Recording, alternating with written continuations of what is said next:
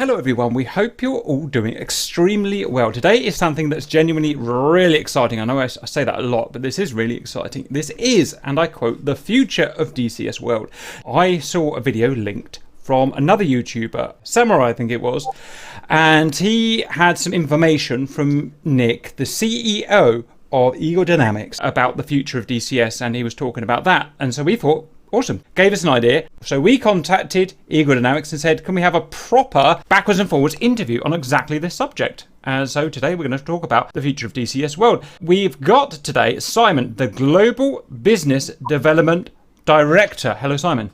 Hello, Cap. Hello, boys. We know Simon well. Just out of interest, Simon, what is your Global Business Development Director? What does that actually mean in layman's terms?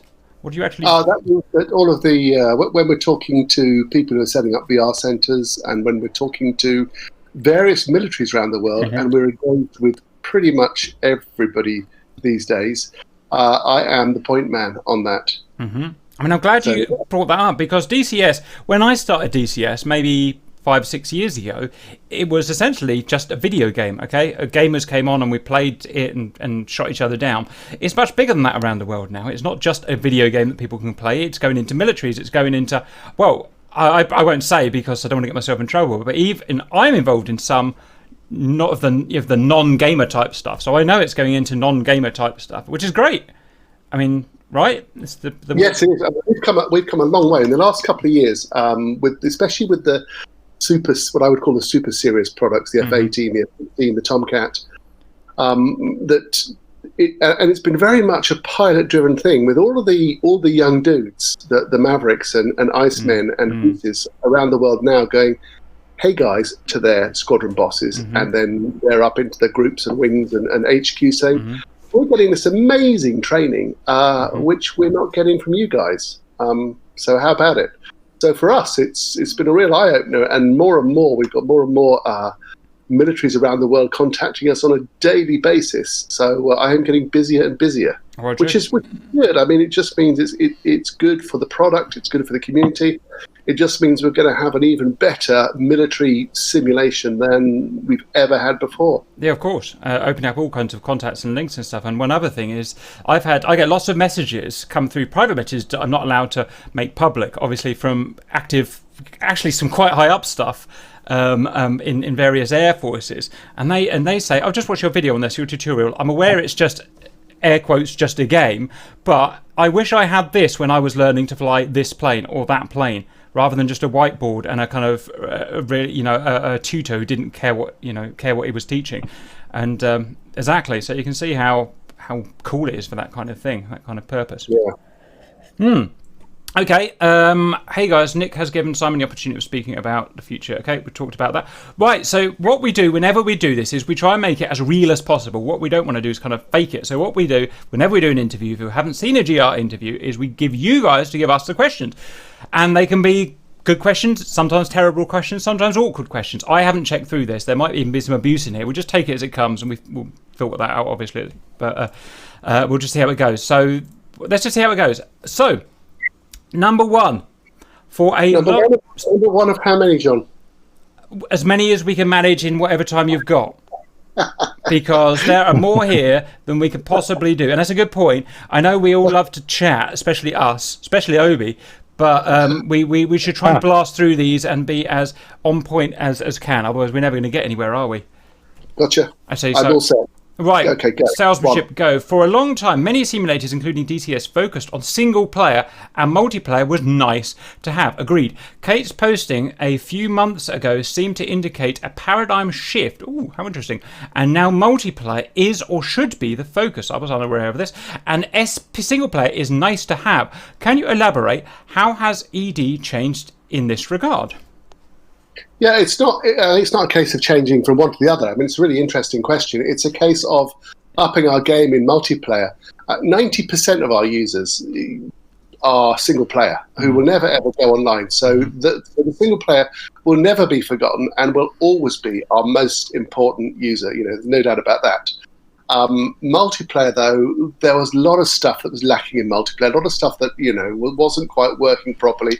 So what we've really done is focused on getting the multiplayer to work properly, and we've had to do that because we've got people like the U.S. Air Force saying we need this to work properly, and we've had to make it work properly. So it's not really a shift or of emphasis from one to the other. Our single players are as important as they ever were to us. Those who have their own DCS worlds completely, and they never touch anybody else's worlds, and it's their private joy. As it was mine for a while before I ventured. I dipped my toe into multiplayer and crashed into Grim Reapers amongst others, which has been, of course, an eternal joy ever since. So it's very much a case of bringing multiplayer up to where single player has been for a while.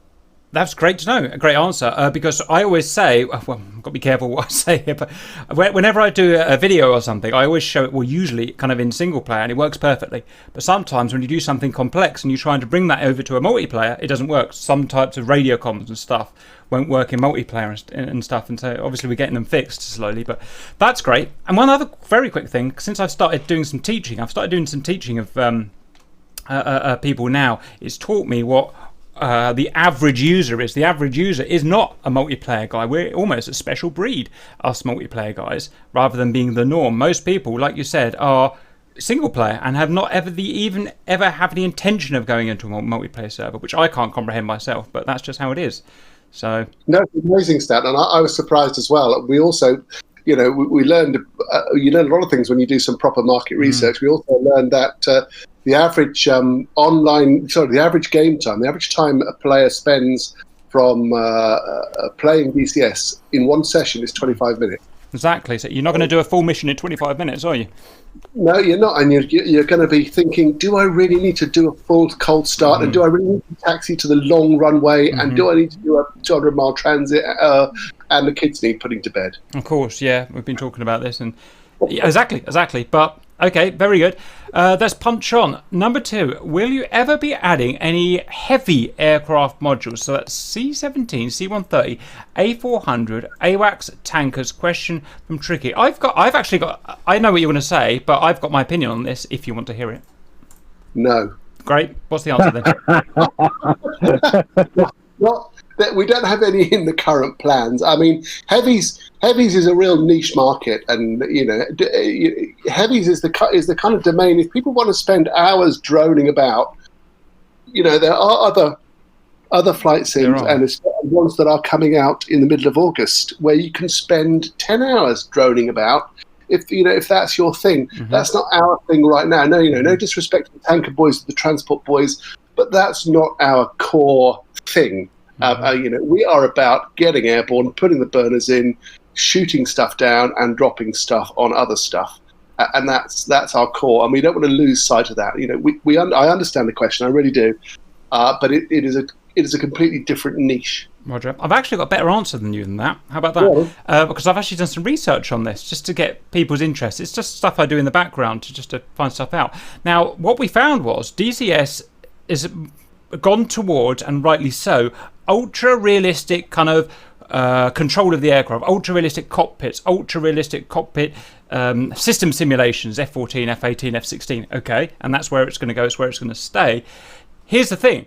You can't have any of these planes that people want with that ethos. You can't have a C-17, a C-130, an A-400, I'm looking below, a Tu-95, a B-1B, a B-52. These planes all require 4 or 5 people to fly them properly. Vulcan, you got a pilot, you got a co-pilot, you need them. You got an engineer, you need him. You got a navigator, you need him. Okay, if you want to do it realistically, you need 4 humans, and I can tell you now, you are never getting 4 humans. After that plane's come out and it's a month old like the F-14, no one ever wants to be a Rio. They all want to be the pilot, okay? So if we're only going to have a pilot to fly a B-52, that means you have to have one guy controlling the entire plane and all of those systems through a jester system like the F-14. It will not work. It's not possible to do it with the current DCS ethos, and never will be for those reasons. It's just not possible. Well, I'm not sure. Yes. Yeah, go ahead. Put an AC-130 in and see how you go. Exactly. You need a whole crew. You need a guy. We're interviewing next week an AC-130. I don't think you'd struggle for that. Okay. Well, I'll tell you what. After after 4 weeks, when everyone's bored of being the loader, which just puts shells in the cannon, and the guy who does the other thing, the compressed air thing, no one's going to want to be that guy. They're all going to want to be the pilot. I guarantee it, or the bomber. And it won't work. You can't. John, if you remember, do you remember a game called Secret Weapons of the Luftwaffe, Swattle, from back in the mid-90s? Negative, but send. Yeah, I remember that. Fabulous game. And the favourite thing for everybody to do was to fly B-17. And it wasn't multiplayer, but what you could do is you could fly the B-17, and the first mission, I think, was the ball bearing factory at Schweinfurt. Oh my God, I can remember that. Yeah, I mean, it really does bring back some memories. And so you put it on autopilot, and you went down to the bomb aimer's position and dropped the bombs. And you're attacked by 190s and 109s, and so you then rotated through all the gun positions. So there's enough to do for one person. That's not DCS though. DCS is ultra-realistic system simulation. What you're talking about is IL-2. If you want to go and fly a bomber, which you can in IL-2, that works perfectly. It's not a simulation. Yeah. It's not. You just hop from place to place. Great. But DCS is not that, and it would be ridiculed if you started to introduce that kind of system where you can just bounce over there all of a sudden, and the plane will just fly. That was the conclusion we came to. Right. So 100%. The conclusion we came to was it's not more than two. It's not us. Yeah, exactly. That's just how. Anyway. Right. I think we got to the end of that, and I think we all just about agreed in the end there. But I would agree. You're gonna. Yeah, the answer was no. Yeah. Right, we got there. Okay, guys, I think I may have just deleted one, but we'll try that. Can you tell us a specific release date for the Syria map? Probably no again, but send. I think, if he says checking notes, we are looking at end of September. So specific date, right. September the 30th. Right. So add 2 weeks to that, and you'll have the release date. So we need to get a Syria campaign program for then, don't we? I suppose it depends a lot on how testing and all that goes. I'm sure you've got a lot of checks and testing to do before it comes out anyway, so it's hard 100%. To say. Correct, and it's looking superb, but clearly there are still swathes of it that are not filled in yet. So end of September is our ambition. As always, or as often is often joked, 2 more weeks. So I would certainly say if you want to hang your hat on something, I would probably say end of October. For hat hanging. So, yeah. Okay, guys, let's skip on. Very good. As a modern computer builder, will you be editing your game engine to use this is interesting for me actually, i9 multi-processors along with GPUs and CUDA cores? Most of that I don't understand, and I guess you won't either, but what do you think? Well, Obi said to me, we've got this question which you may not understand. And I said, I don't understand the question, but I asked someone who did understand, and the answer is yes. And the answer I've written down here is yes, multi-threading, GPU cores, So the answer to that is yes. The follow-up is at what point in the future are we expecting that to be a thing? Do we know? Or? I don't know, but I think 2021 we're looking. I think mid 2021. Okay. For an engine overhaul. Roger. So a year-ish, plus or minus. Yeah. Good. That helps me plan as well, because as you know, I'm trying to get a new computer. And I have to base it around DCS, so I have to know where DCS is going to know what to try and put together. So, right, number 6. How is the development of the F-16 going? What are features we can expect in the near future? I've actually got another video interview with. Well, I'm trying to get another video interview. What about standoff weapons to deal with the SAMs? So top of the priority list for the Viper are obviously Mavericks, Harms, and the Pod. So those are the top 3. There is a questionnaire out right now. I'm not sure if it's closed yet, but there is a questionnaire out on on asking the community, the top 50 things that we can add to the F-16. And it's a really interesting discussion actually, because we are, like all airplanes for real, are almost always an open beta. There's always stuff coming along. When you look at the Tornado, how it went from the GR1 through to the GR4 and many stages in between and all the bits and tweaks. Look at the Typhoon now and the number of versions of the Typhoon, F-16, F-18. In real life, they're all really an open beta. We are aware that the community is crying out, and I am amongst that community. We are all there. We want some smart weapons on the F-16, especially, Harms and the Mavericks to work, and the Pod. And all of that stuff is top priority. 100% top priority. We're aware of that. Everything else, we'll take a look at what comes back from the community and do it in whatever order is deemed sensible and meets the needs of most of our people. You know? Roger. So we don't put out these questionnaires for no reason. We want to hear from you guys and girls. Roger. We're gonna need the tail hook. Oh yeah, that's what I rate. Tail hook. I don't want anything else. I want the friggin'. Regards to that, just out of interest, that thing that you're talking about, that spreadsheet or whatever it was, questionnaire, is that to say? I never really understand. Is that to say what order do you want things coming in, or is it? Is that what things that you want to come in? Does that make sense? Well, it's both. We look at it, we read every single comment, and that obviously takes a while, but we do read and digest every single comment for a flavour, and then we do come to then a desirability and order. And it's also true that obviously there will be some things, I mean, we're working on most of those things in any case already, and it's, how close to finishing some things are we as opposed to others. There will be one or two others that we won't have started, and do we need to delay that? Or do we need to change the batting order? So it's a simple cost benefit analysis, if you like. Okay, and one more question you probably won't like, but from the viewer's sake, is it not just a case of just copying and pasting from the Hornet, copying the teapot, pasting into this plane, copying the harm, pasting into this plane? Well, do you know what? You would have thought so, and that's about my level of understanding. Yeah. But the answer is no. It's not quite that simple. But fundamentally, the functionality is identical, almost identical, because it's this, it's the same or very, very similar pod. So it's not the same as copy. And do you know what? Interesting. I actually asked the same question about rockets on the P-47. Right. Why can't we just copy and paste rockets from the Mustang on the P-47? Well, because it has a different system, has a different mechanism of control. So we have to model that mechanism. It's a problem with me and you being at a different level to the programmer, really, isn't it? We don't understand the nuts and bolts. So correct. That's just how I think it's I was told to think about computer programs. We have in DCS something like 5 million lines of code. Compared to the Bible, which has 850,000 or something. Just to give you an idea. That it has tentacles that reach everywhere. So one bit can affect another. Horrible. Okay, let's carry on. Number 7. When could we expect the F-15E Strike Eagle? Well, that's nothing to do with you, I don't think. And the F-4E Phantom II, which is to be released. Well, Strike Eagle, that's Heat Blur, isn't it? If I remember Negative. Rightly. Razbam, our best friends, Razbam. Sorry, Razbam. Sorry. The answer is I honestly don't know, and I am very excited about the F-15E Strike Eagle, but I honestly have no idea. And F4 I suspect is going to be about 2 years from now. Oh right, so we've pushed that out a bit for reasons. Yep, that's fine. Well, I mean, 18 months to 2 years. I don't think, just realistically, just looking at the other projects that may or may not be in the works.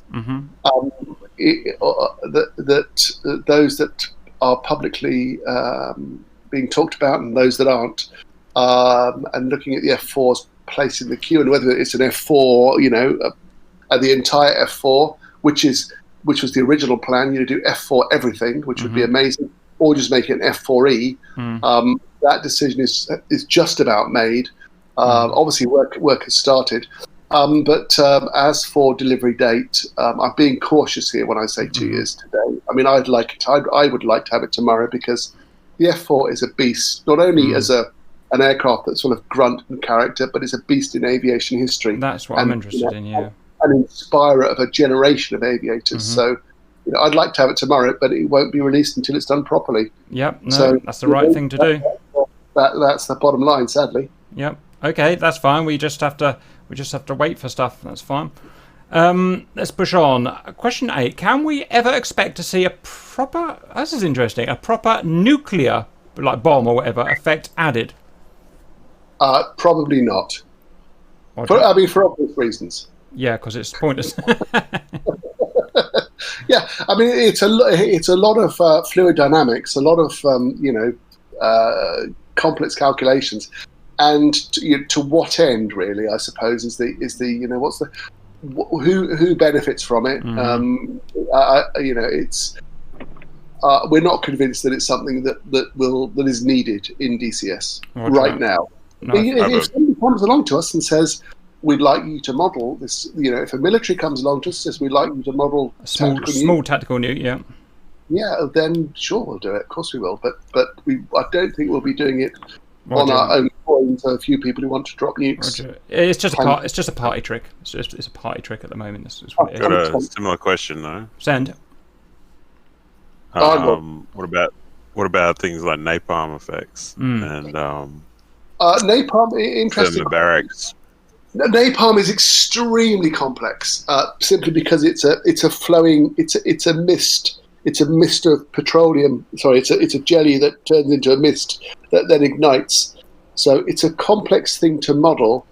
And then, of course, when you start playing with napalm against lots of soldiers and simulating the effects on them, then air show crowds, and you can imagine what people are going to get up to. So there's a little bit of activity around those kind of weapons. I mean, you could argue that about any weapon, but napalm is a particularly nasty thing. So it's the plan. And do you know what? I've actually already asked this question about napalm because clearly it was used in Vietnam extensively. So we have had a discussion. And in World War II. Sorry. And in World War II. And in World War II, yeah, and in World War II. So to answer your question, we have had a discussion on it, and the jury is out. It's not planned right now. It is complex. It will take a lot of man hours to to make it realistic. So watch this space. But I think that there will be calls. There will growing calls to represent history as we must accurately represent history and therefore have it at some stage. I suppose we can't pick and choose what we like and what we don't like, right? Otherwise, where does that lead you? Yeah. 100%. So would thermobarics be in with that as well? Well, I imagine so. I mean, we at the moment, as you know, we don't model heat weapons very well, so ATGMs. So all of those weapons are down the road after we've got mainstream stuff in. Roger. Okay, we'll push on, guys. Question 9. What is the thought process when deciding which modules to bring to DCS? I suppose before we even get to that, who decides? Is it the third-party developers? Is it you? Is it Nick? Who decides what's coming? Well, let's start with third-party developers. Third-party developers come to us and they say, we want to do the A7, for example, or the A6. And we say, we look at what we are developing, and there are always 5 or 6 things in our pipeline. If those are not one of our main things, or something like for example, the Hornet, which requires a real, a 2-seat solution, where we would have to go off and do extra research to sort that out, we are more likely to hand that over to a third party if the third party is inspiring enough. When it's something that is super sexy, like the F4, for example, and iconic and really needs to be done properly, we are more likely to keep that to ourselves. But again, even that kind of thing is subject to time, money, space. So even that's not hard and fast either. I mean, it really does depend as to what. I like all of you. I'm an aviation enthusiast, a fanatic. I mean, I want everything now. I want a Bolt and Paul Defiant. I want that funny Blom and Voss thing that had the one engine on the side, and I want to be the Airfix kit range to give away my vintage, or the Tamiya kit range. So the decisions are partially commercial, which is so there are basically 3 main factors. One is a commercial decision: is how many will we sell? How do we think we will sell? And therefore, is it, and how complex is it? And therefore, is it worth doing? Number 1. And number 2 is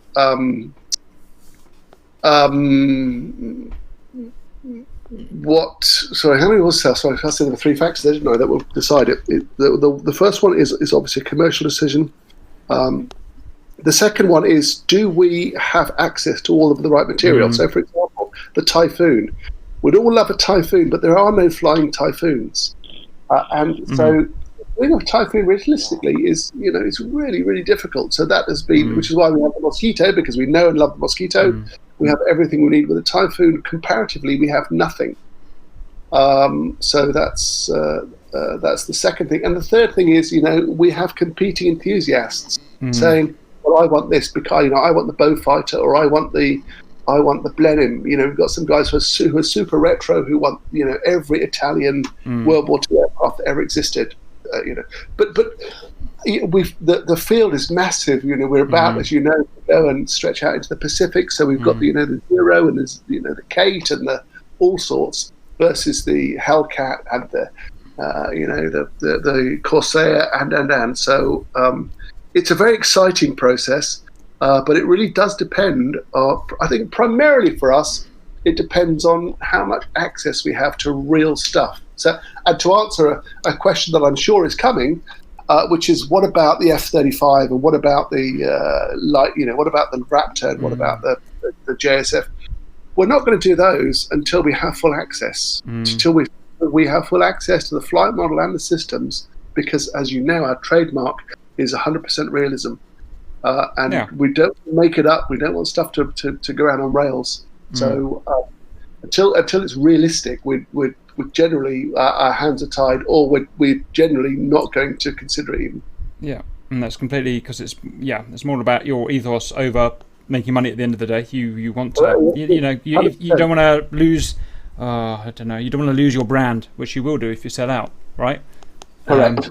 I guess that's Wags that's sitting at the hub of that. I get the feeling, obviously I deal with various people at ED, and I get the feeling it's all the third developers are texting him, and is that right, or have I got that wrong? Wags very much as the senior producer, it looks after the relationships with all of the external developers. Wags and Kate together between them. Nick obviously oversees everything, but Wags and Kate very much looking at what the third parties do, and Sergey. So it's it's an interesting and iterative process. And of course, relationships. Any company's relationship with any third party developer is different with all of them. Some are amazing, some are fantastic, some arguably not so great. So it really does depend, and and Wags has a great skill set that enables him to get alongside those guys when required, and work with them, which is superb. Roger, cool. Okay, that was a really important question, and that was really interesting for me to hear about that as well, because that was all kind of new stuff to me. I'm just out of interest. I'm following. There's a particular. I don't want to say that. There's a particular Israeli plane that's being developed at the moment. Not official, so it's not an official EG module at all, but they're trying to get it properly into a proper module, and I'm kind of following the entry process of sending it to this person, sending it to that person, showing it off, trying to convince them and stuff like that, and I find it very interesting. But I shan't talk about any of that anymore, but it's very interesting. Well, on that as well, but with third-party developers, we're not a closed shop. We're open. If a third party wants to come along to us, and say we want to make this an official ED, an official, they've used all the lures and things, and they say, look, we'd like to make this an official ED product. I mean, clearly we will have to undergo testing, and our testing regime has improved no end in the last 6 months, and it really is way better than it was previously, I would argue. And our mindset, our philosophy is changing. And I'm sure you perceive that as well. You guys have been to one of engagement, real positive engagement with our community. To be a reflection of what the community wants, rather than a company that has its own ideas about where it's going. Absolutely. It's just I've obviously watched it and been involved a little bit in the last 5 years, and we're now at this point where we're here, just a group of gamers, having a chat with the second most important person or third most important person, or whatever you want to say, an official rep from ED. This would never have happened.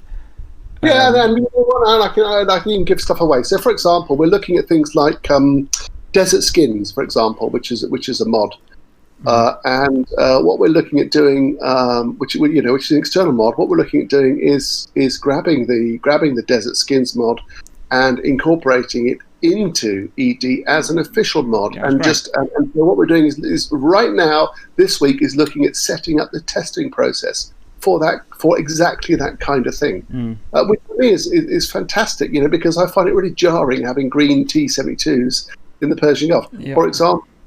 And it's not rocket science. It's just a case of grabbing what's out there and making sure the testing process is thorough.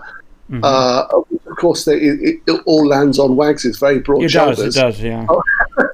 Ultimately, and to make sure it doesn't break anything else. Yeah, so absolutely. No, and there is some really good. There's some really smart, dedicated people out there doing a lot of cool things for free. Yes, and it's great to see some of it being sucked into the main, the official, rather than just ignored and saying you're not as good as us. 100%. But I would encourage anybody who's out there who wants to do official DCS stuff to contact us to make it so. I mean, we're in touch with a company that's talking about adding proper SAM control, proper SAM radars, ECM and so forth. But they wanted us to shell out hundreds of thousands in partners, and we don't have that kind of money to throw around in what is development costs. One day maybe, if the future, absolutely. So do it, valued guys. You've got some really skilled guys out there. Bring something to Wags' attention. If he says no, it's not good enough, don't give up. Come back a year later with the improved version. And one day, we might be able to get something in. If Wags is busy, throw it at me, and I'll take it. I will take it, have a look at it. In fact, Wags and I will have a look through, and a few other selected lieutenants and testing team, and we'll have a look and put it past Nick and Kate and take it from there. Lovely. Right, okay, we can skip the next question because it's just saying, will we have bombers? No, because for the reasons we said before, it just simply doesn't work with the profile of ED. Next, is there anything you can say about the Longbow Apache? I wasn't aware this is a thing, but have I missed it? The Longbow Apache is an extremely complex helicopter. That's one thing I can say. The other thing I can say is that the Apache A is less extremely complex. And the third thing I can say is that the Apache is definitely coming and definitely being done by us at some stage. By you? So, yeah. Great. That's great. Yeah, I prefer the A model anyway. You know what? When I was flying Tornadoes, I would get home and I would go straight on and play Apache. Yeah, I remember that. Good old James Apache Longbow by James. That was memory of my childhood for sure. Yeah, I remember the cover for the game cover. Yeah. I used to love hiding behind a little hill, popping up, getting all little targets for the Hellfires, and then firing off 8. Living the dream. Fire and forget. I know. Happy days. So Apache is in all our dreams, and we are going to do it. Yeah, that's fine. We like that. And I've recently been watching some videos on them, and I've got a taste for them now. And it's like, that, you know what? That's cool. It's kind of like a. By the way, and Cobra. Oh, how about that? Yeah. So I mean, the Cobra is also iconic, and it's an amazing aircraft. Whichever one we decide to do, the 1S. But just to excite people, the future of DCS is certainly those two airframes. There's no doubt about it. It's good to see time going into helicopters because they are, although we really never get to use them, well, not me personally, but they're a very cool thing. Very cool thing. Yeah, they are. I mean, do you know, when I was shot down early on Monday, John, by whoever it was, Grump, I think, in a Roland. How embarrassing. It was embarrassing. I actually went and watched the helicopters, and it was fascinating watching them all working together. And it's a neglected side. And I actually occasionally go and watch Iron Wolf doing his stuff, spying, doing mucking about in his Gazelle with Mistrals or whatever. And there's lots of really interesting stuff you can do with helicopters, which us non-rotary boys, I never really quite appreciate until you talk to rotary boys and see what they're doing. I tell you what, it's a credit to I don't know who it was, Kingston or whoever, that forced the helicopter side onto GR because I wasn't interested at all, and they forced my hand and said, I want a helicopter. Lot of boys to be in the missions, just as important as the planes, and they're in now every day. I agree. And when you look at your whatever it was, Mardi campaign day 11, and you look at what Talon did there and how everybody was included, I thought it was terrific. The balance was excellent and enjoyable for all. Right. Good. We'll see more of that by the sound of it. Okay, guys, let's push on. 12. When will we see better standoff weapons for the F-18 Hornet? Better? You're better than 70 miles? God, you realise how many problems this is giving us, right? Send. Simon. When we've done all the other stuff, I mean, ER Slam or Slam ER is coming. How much standoff do you need? I mean, I think we're, as far as the F-18 goes, we're a long way through the F-18's lifetime achievements already. Yeah. The F-18C. Mm-hmm. There's not in terms of weaponry, there's not a massive amount left. Slam ER. Good. So yes, we're working on that. We're working on it already, and it's not very far away. So the answer to that is soon. And of course, it's one of Wags's favorite aircraft, yes. Obviously. Mm. So. It doesn't. It's created some. I mean, this is not in any way a bad reflection, but this is purely based on the multiplayer thing. We're very, very niche. On our niche, what we have is I can't think of a word, but these new weapons that have come through have changed the dynamic of DCS completely. Strike missions of old have become obsolete, vegan strike missions, because of the new standoff weapons that have come through, and it's caused us a real big problem. We're talking about at the moment how to solve it, to bring campaigns back that are balanced again, because they've been completely upset by the new weapons, and it's an interesting thing that's happened. Obviously this happens in real life as well, so it's just a reflection of what happened in real life. So I just it just kind of hit us the other day, didn't it? Yeah, it's a fascinating question, and when you look at some of the campaigns, and you're firing 100 Phoenixes against 200 AMRAAMs, or on one side versus the other, and then you're firing off JSOWs by the 20,000. The equalizer there, though, interestingly, is things like SA-15, things that can then shoot down JSOWs and shoot down harms and Anand. Those are real equalizers, so you end up going back to using simpler weapons, or stuff you have to get closer with, like JDAMs, or even dumb bombs, God forbid. Let's say 15 is not going to shoot a dumb bomb down, exactly. Well, it's a reflection of real life, very much. A big aspect of it is the mission design. We have to change the way we design the missions to accommodate and allow for the fact that there's the standoff weapon. So you have to then place barriers to stop people using them, or make it difficult to use them, with defence placement and things like that, isn't it? And I think we'll get there. It's a really compressed reflection of the Cold War, isn't it? Of the arms race during the Cold War, because that's exactly what they've had to do. They've had to design the SA-15 because of the standoff weapon and so on. So we're just reflecting that in a much smaller time period. Yeah, 100%. And one of the things that because I'm also an amateur historian, one of the things that I'm doing is looking at time-stamping everything. So, for example, if you want to go and represent 1983, you're going to have a few Canadian F-18s down at Solingen. They're not going to have data links or AMRAAMs or anything. They're going to have AIM-7s, dumb bombs. So when you're really doing important historical stuff, it's important to get the timestamps right about what was available to whom and when. Otherwise, people will always go for the best stuff that was often introduced the last 5 to 10 years of the service life of any given jet.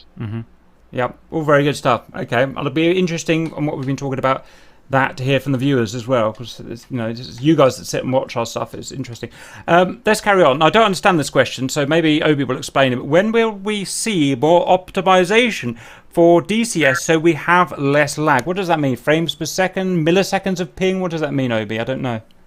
I don't know. I think it's a very broad question. I think lag, if you're talking lag, that's definitely a multiplayer thing. That can't help. You can't help that. That's no, physics. And I think I don't know. I mean, optimization, it's changing all the time, isn't it? We can see Simon's best to answer it, but from our perspective, we saw when 256 first came out, there was possibly a lack of optimization, and then since then it's got a lot better. So it's going to be, I don't know, I'd imagine it's going to be a never-ending cycle of improvement as the game gets more complex. I don't know how you answer it. I've been doing this for 5 years, and what happens, and this can be annoying, but you just have to learn to live with it. Every year or so, they bring out a new, data kind of graphics package, and they get more lighting or new trees or whatever, and it gets really unreliable and it gets really slow, and then people start complaining, and then they work it back so that they can get more efficient. Then the next year they bring out the next thing and it gets slow again, and then they work on it until they get it efficient again. That seems to be how it works. Simon, what do you think about that? Well, as far as I can tell, looking at things like Supercarry, for example, and bringing out new standards, I suppose, is a lot of it is finding data leaks. It's finding because that's often down to individual things. Like, for example, a formation of B-17s dropping, all dropping 1,600 pounds or whatever it happens to be, and them all exploding and it's because it's a real world simulation, and it's not a spreadsheet exercise.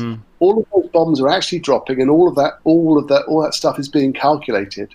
So it's a question of finding out what is causing a frame rate drops. That's the first thing. And I think on Supercar, I think we've had a couple of things that were causing leaks, I suppose, for want of a better word. I mean, I'm talking slightly above my level of competence here, to be 100% honest.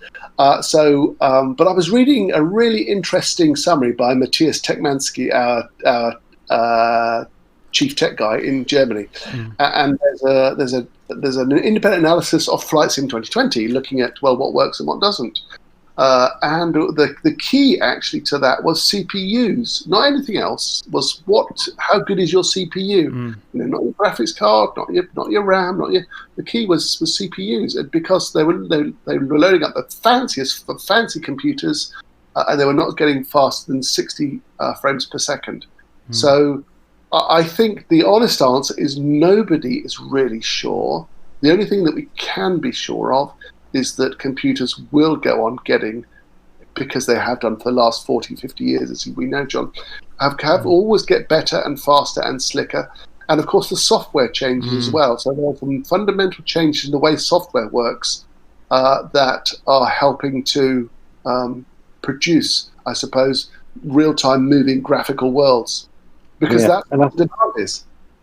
And I think on the flip side of that as well, from our perspective, the player's perspective, we can't expect a PC that's 5 or 7 years old, that worked fine 5 or 7 years ago, to necessarily perform as well now as it did then. Everything moves on, and we all have to kind of move with the times. I play with a low standard PC by today's standards. Do I get great frame rates? No, I don't. But you look at your system, you go, well, I know why I don't, because I've got a rubbish computer. So there's that element of having to upgrade all the time as well, and that's unfortunately, it's just like you said, with computers improving all the time, you're going to have to do that, aren't you? 100%, Abby. Yeah. I mean, it's difficult. It's really difficult. If I were able to give everybody a $2,000 rig and a VR set and a proper HOTAS, I would. But I do think that whatever standard DCS is, that as long as your computer is not more than 3 to 5 years old, or if it's in 5 years old, you've at least put 16 gigs of RAM in, for example, so that you're not down at 10 to 20 frames a second, but you're up at something that is really usable, like 30 to 40 plus. We're all in the same boat, us designers as well as the users. Roger, I get a feel there's about what I call about 4 or 5 years. Now this is not technically correct in any way, but it's my feel for things. I get the feeling it's got about a 4 to 5 year turnover, in that my computer was essentially top of the range 5 years ago. Okay.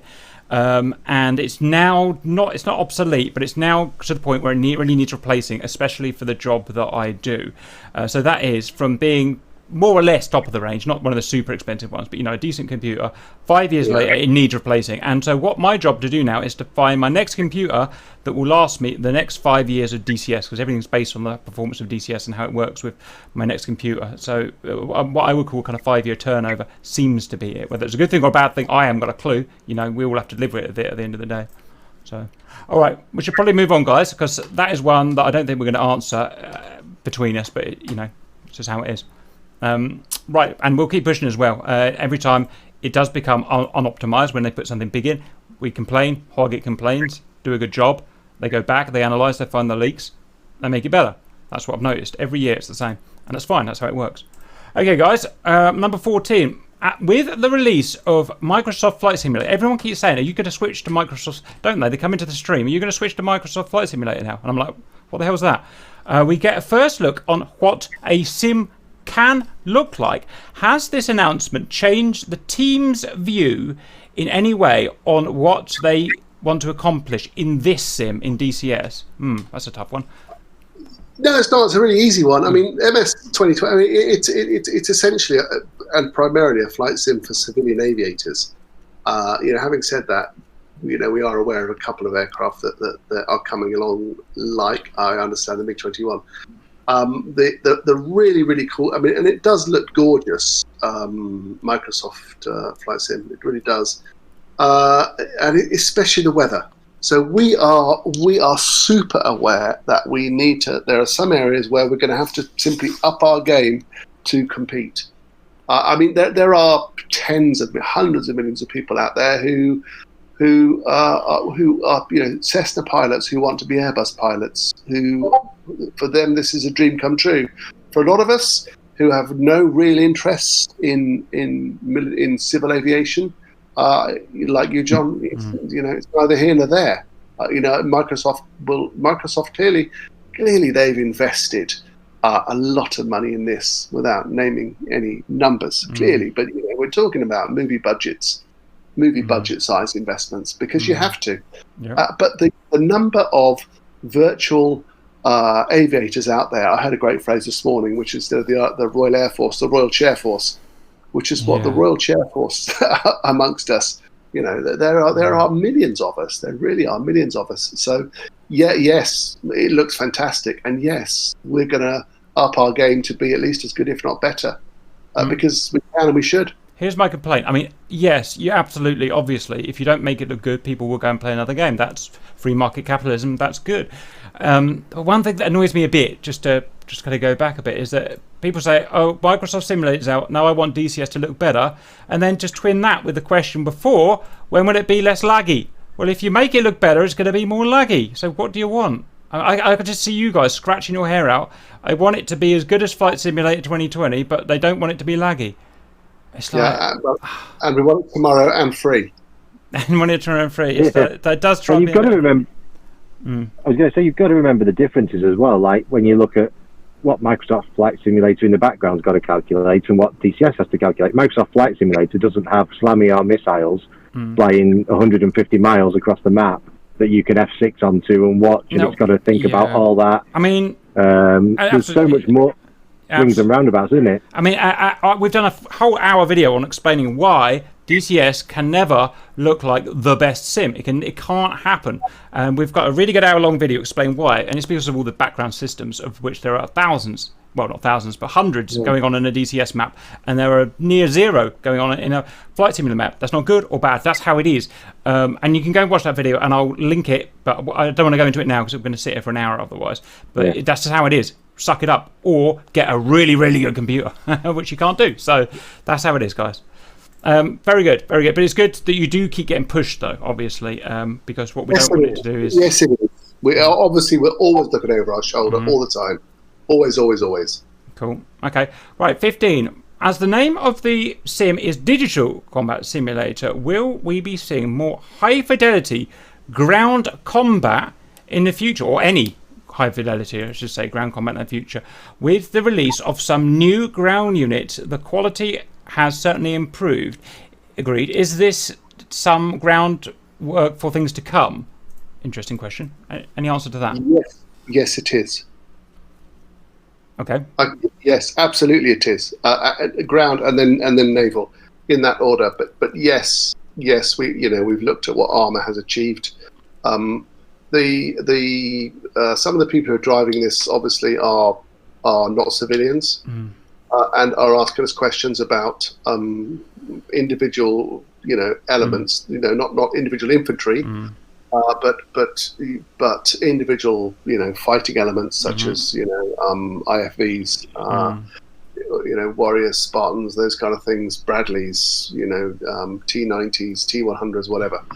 So the answer to that is very much we are looking at ground units, Army first and then Navy. Yes. To answer that question very simply and very directly. Roger. 100%. GR as a group, we're just starting to get into that at the moment because we're getting more and more interesting. People like Simon, ex-pilots, ex-navigators, ex-tank commanders. We're getting more and more people joining us, and they are wanting to bring with them their skill sets, which is great. Yeah. And an example of that. JTACs. Say again, sorry? Not just the JTACs. Yeah. We've got JTACs, all sorts coming in, and we are being forced for good like the helicopters, we're being forced to start using combined arms. Combined arms is cool, relatively limited at the moment, but cool, and we're starting to use it in even our big campaign missions now. So we're going to push on that and see where it goes at the end of the day. In a few years, we might have even, you might be able to drive proper tanks with gauges and stuff like that. We'll just have to see where it goes, but that's the plan. yeah. So, all right, let's push on and see where that goes. Right, 16. As the years go by, will the minimum specification of DCS world increase dramatically, or will ED try to increase the graphic quality while maintaining lower spec requirement? It would be nice for people with the low-end PC to enjoy the game as much as possible. So he wants to, he wants all the money and to not have to work for it. How do you answer that? Well, I think we already have. I think we've already covered that. We are aware of our low-budget user, and we are trying, I think, to make sure that it's still playable on computers that are 5 years old, as a kind of rule of thumb. And that's not an official rule of thumb. That's usage, and that's my feeling of where we are and what we're doing. So we are aware of low-spec users very much, and low-budget users, and trying not to make things too super detailed or too complicated, or too, so that it crashes anything other than a Cray supercomputer or HAL. I mean, one good thing about DCS, and it's probably other games I don't really know, is that you can turn the graphics right down. I know because I used to play it with a really, really old computer, and I turned the graphics right down. It looked crap, but it worked. It did work. So you've got there is some ability in there, but like I said. Right, the 17, the Russian, US, and Chinese Navy are the only navies in DCS world at the moment. Not true.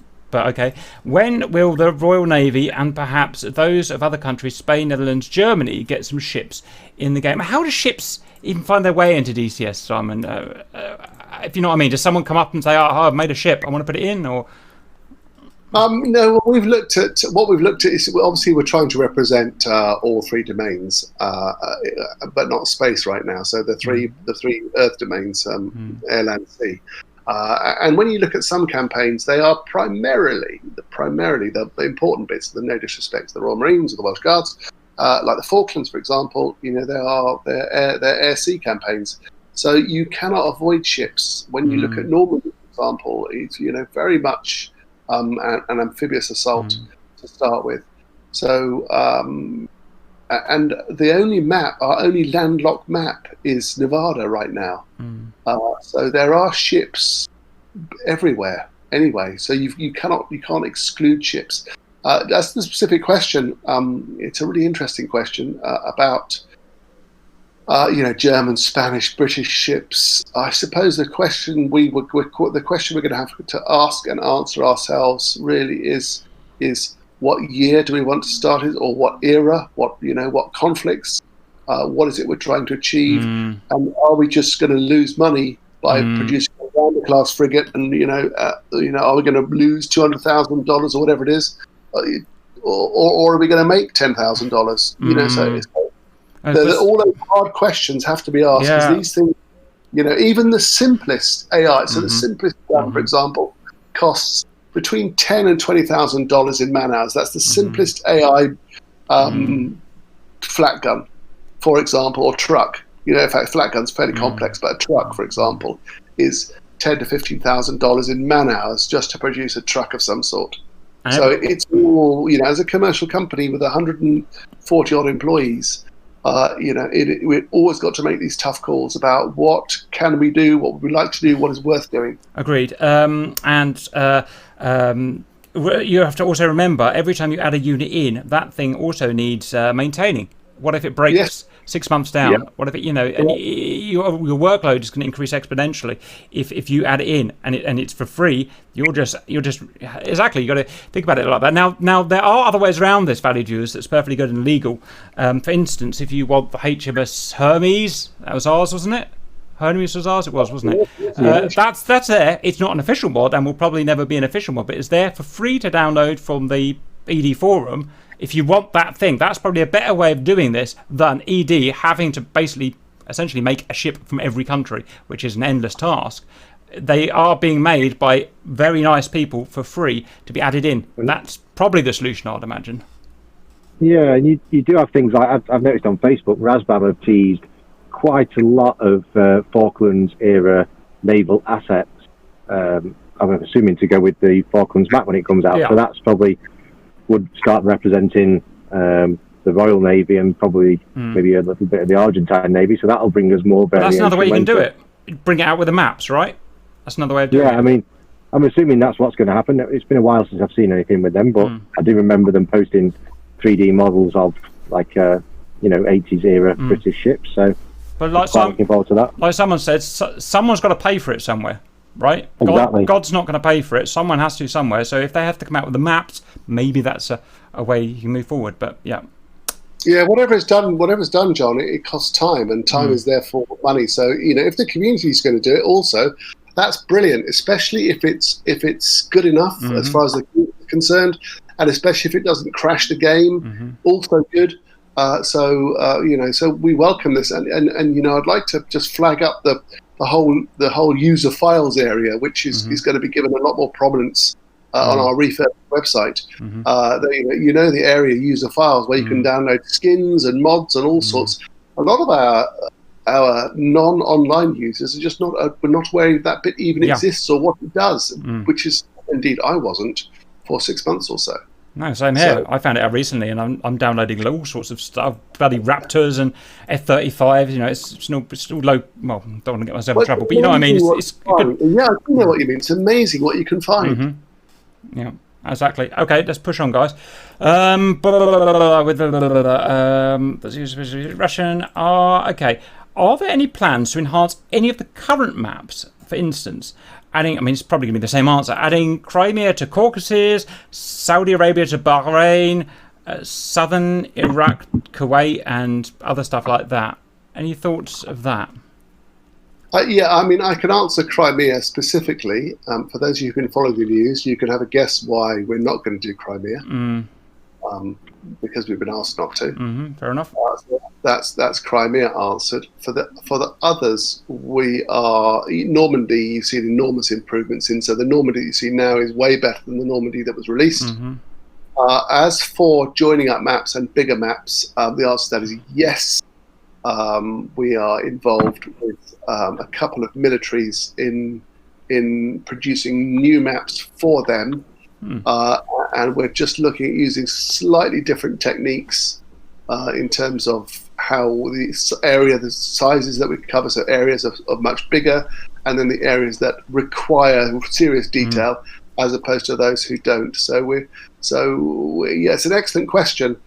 We would like to have the whole planet and selectable.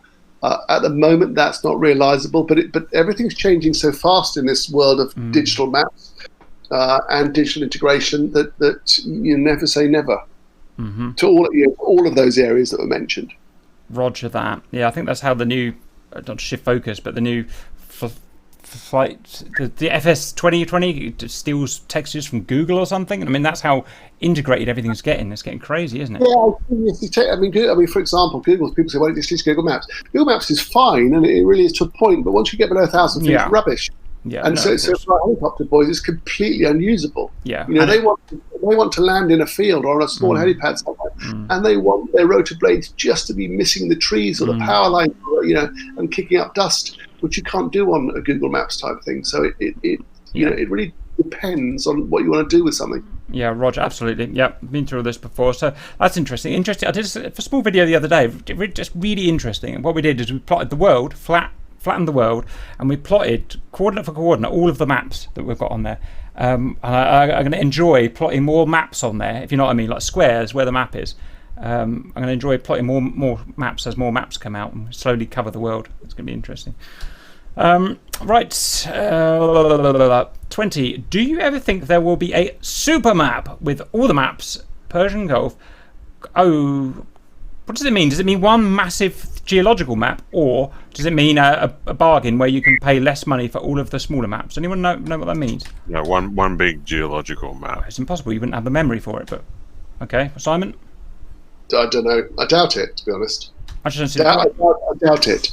But then I remember when cruise missiles, they were looking at the cruise missile database for all of Western Europe back in the early 80s, and they said, well, you can put all Western Europe in 10 meter squares, but you need a 40 megabyte database. And we thought, 40 megabytes? That's impossible, because we were all on our 40K computers. 40 megabytes, it's like going to the center of the universe and back. It's so far. It's so big. So it's just, so my answer is I don't think so, but it's probably because it's beyond my ken right now. Roger. So yeah, right. Maybe we'll get super maps when we get supercomputers, I suppose, that can actually hold the maps. But yeah, okay. Another quick anecdote. Sorry to keep butting in, but it's just funny. I get a lot of people ask me, "Oh, when will we get the SR-71?" And I keep saying, "Well, the maps that you've got, you wouldn't even be able to get to the top speed by the time you get to the edge of the map." So anyway, because it takes like 500 miles to get up to speed or something stupid. Yeah. Number 21. Are there any plans to make AH-64? Yes, and if so, when we can expect any information. So they're not asking when it's going to come out. They're asking, I believe, when will we get any information or an interview or whatever. I expect there'll be an official announcement, probably in Q4. We've got another couple of things to come out the door first, obviously. We're very much focused on Syria. We're very much focused on the F-16. To name but two, and obviously the Mosquito. So those are the main focuses at the moment. After that, obviously we're looking at the Mi-24, and then we're looking at. So I would have thought I'm sure that we'll hear something from the top team, from Nick and Kate. Wags in Q4. Okay, Q4, maybe some information. Roger. Yeah. Question 22, similar. When can we expect the next content, I'm not sure what this content will be, but update for the supercarrier? Soon, I understand. And I think that will be end of Q3, which is end of September, isn't it? It's being worked on. So yes, end of Q3. Roger. Okay, I've no idea what's coming, but I quite like it as it is. But cool. Yeah, I like it as it is too. I'm not sure exactly. I understand the question, and I asked the question, and the answer is we're working on it. So we shall see. Okay. On the supercarrier, it's really. I didn't think I'd like it, but it's really helped our missions, because now we used to have, because we had 30 guys flying in a mission, right? Sometimes, and that means we used to have to put in 30 divided by 4 carriers, which is lots of carriers. Now, literally, you can have one carrier that holds all 30 of us. I know it's still awkward and bustly and whatnot, but how cool has that made it? I think it's cool anyway, but I'm quite sad. Yeah, it's really added to the mission. I know, I love it. To quote a phrase, the immersion is miles better with a deck crew, and you go back to the old Stennis now, and it seems really I've been in a bare desert. It really is. Yeah, it does. And making my videos, so let's see all you guys bustling around each other trying to get to the catapult. It's like, you know what? That's actually quite cool. I'll give him that one. And it's kind of like real life as well when you watch it. I mean, obviously they know what they're doing in real life. We don't. But when you watch a video of the carrier, it's dead busy, planes all over the place. Yeah, it's cool. I like it. Cool. Okay, very good. Question 23, somewhat related to question 15. Is there a roadmap for enhancement of combined arms? And if so, can you elaborate? So we're talking about making ground vehicles better. Is there any kind of roadmap, or are we pre-roadmap? We're pre. Is there a roadmap? Yeah, there is a roadmap. It's not. It doesn't. It's being filled in as we speak. Is the answer to that question. Roger. So the roadmap is being. It is a very clear ambition of ours. And it is in active discussion about what comes when, and what is included. At the moment, obviously, we're just finishing off units, ground units, obviously World War II assets in the West, and modern assets are being added all the time, and obviously in the coming are assets Pacific, for example, so World War II Pacific. And so it's going to be the serious discussion then comes after that, and a lot of it is also being driven by our military friends who are saying we would like to have these couple of vehicles in, can you do these? So so for us, it's very much we're being driven from several different directions to do it and get it right. Roger. Okay. Question 24. Are there any plans to add ray tracing? I remember ray tracing from my rendering. This is a way of actually tracing the light rays, which looks cool, but is massively computer, what's the word? Demanding? Intensive. The answer to that is yes. Oh. Next. I don't know any more details. The answer, I don't know what it is either, John, but the answer is yes, I'm told.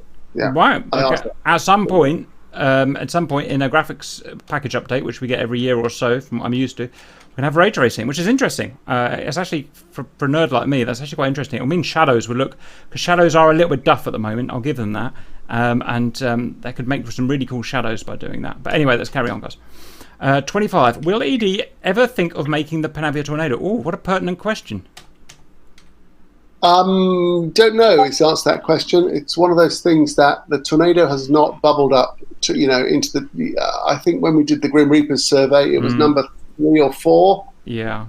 The answer is it's under discussion. It's not even in. It's not on any planning document right now. It could be that it's going to be a third-party thing. And it may be even better as a third-party thing. So the answer for us right now is it's not on the drawing board. Clearly, we're aware of it, but it's not in a planning document right now. Roger. Okay, we'll leave that one. 26. Will there be any dramatic ground visual improvements, such as better destruction of buildings and traffic that is destroyable? An interesting question. Yes, the whole damage model is being revamped so that everything can be destroyable. To answer that question, yes, it has to be so. Yeah, no, because it is a bit, it is about dated the way things work, isn't it? How There's interesting. more frustration as well. I mean, and when you watch the Monday mission, for example, you have the 3 backfires, I think, sitting on the runway or whatever they were, the big white Bombs drop on them and nothing happens. Yeah, correct. And they get a JDAM. Each gets a JDAM up the chuff, and they're all still sitting there. You think they probably need to be, properly exploded in a graceful or even ungraceful way. Okay. But still sitting there. Because I'm not really involved in this bit. Any idea when we're going to, us, the average punter, is going to start seeing some of this new damage model, or is that not even, we're not that far yet? No, it's well along the way. In fact, it's being tested. So the new damage models are being tested. To answer your question, like anything that involves fire and smoke and flame, especially smoke, it's representing it without eating all of your frame rate. Is the trick, and when you look at things like, for example, IL2 and the way they've done their damage model, and with a terrific to a point, a terrific graphical representation, really is. And it's I suppose it's how you represent everything being destroyed or being partially destroyed, like buildings and things. So the answer is yes, we're acutely aware of it and working on it. Roger. Very good. Right, that's stuff I'm learning. 28. Will ED ever make any new trainer jets or any planes that can perform aerobatics? Okay. Well, as you know, we already have in our stable with our third parties. We already have the C1 on Aviojet. We have the L-39. We did have the Hawk, so there is talk about resurrecting the Hawk T1, possibly even T2 longer term. So the answer to that is yes. And of course, aerobatics, you've got the Kristen Eagle, you've got the Yak.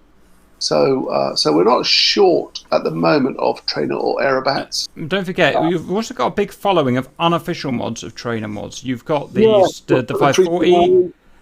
You've got a really good one, a really important one coming. It's I've forgotten the name of it now. It's the Naval Hawk, the American Naval Hawk. Goshawk. The Goshawk. There it is. That's coming for free, and it's going to allow people to play on the carriers for free to help people get into Hornets and stuff like that. So, to be honest, I think there's more trainers and stuff than you can ever want, including free stuff. That's just my opinion on it. Yeah. Okay. All right. Good answer.